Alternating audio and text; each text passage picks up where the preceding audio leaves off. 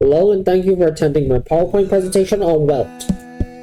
This is the same Welt as Honkai Impact 3rd, though I didn't play Honkai Impact 3rd, so I'll be mostly focusing on HSR Welt. And in any case, he can casually manipulate gravity and or create a small black hole. And he's treated as a cool grandpa or uncle who has PTSD from HI3 Himiko, which is, from what I know, the main reason why he chose to stay on the Express. In terms of base stats, he has pretty good stats all around, which allows him to fulfill his role pretty well. His basics are identical to most other basics. His skill is a bounce attack that bounces a total of 3 times. Each hit has a base chance to reduce enemy speed by 10% for 2 turns. This is pretty good damage and utility, especially when you factor in talents and eidolons. It costs 1 skill point and generates the standard 30 energy. His ult does damage to all enemies and also has a 100% base chance to imprison enemies hit. Imprisoned enemies have their actions delayed and their speed reduced. This is incredibly useful to make sure enemies never attack. If you use this after the first action of a boss that has multiple, it can completely cut off any remaining actions that boss has. It costs 120 energy. His talent deals additional damage when hitting an enemy which is already slow. This basically makes Welt a bona fide DPS unit, which is good considering his slows are also very reliable. His technique creates a dimension that lasts for 15 seconds. Enemies in the dimension have their movement speed reduced by half.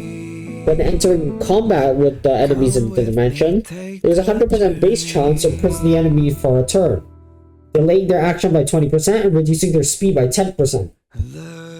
In terms of traces, his A2 gives his ult 100% base chance to make enemies take 12% more damage for 2 turns, which focuses primarily on his supporting aspect. His A4 refunds 10 extra energy back after using his ult, so every time he uses his ult, he refunds 15 energy in total, effectively making his ult cost only 105. His A6 gives him 20% damage bonus against weakness broken enemies. He also gets 28% attack, 14.4% imaginary damage bonus, and 10% effect res for minor traces. In terms of eidolons, after ulting, his next 2 basics and skills do additional damage.